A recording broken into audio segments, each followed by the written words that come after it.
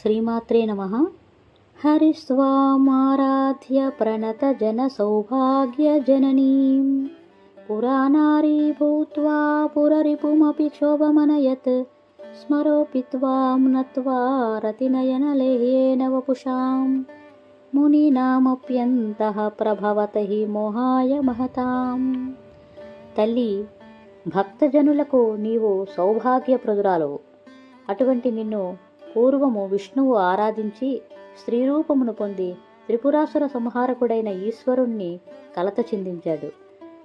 మన్మథుడు నీకు ప్రణమిల్లినవాడై రతీదేవికి మాత్రమే కనిపించే శరీరముతో మునుల మనస్సులను మోహపెట్టడానికి సమర్థుడవుతున్నాడు. కేవలము పూజా జపాదులు లేకున్నా నీకు భక్తిగా నమస్కరించినంత మాత్రము చేతనే సర్వ సౌభాగ్యాలు అనుగ్రహిస్తావు అని ఈ శ్లోకము యొక్క భావము.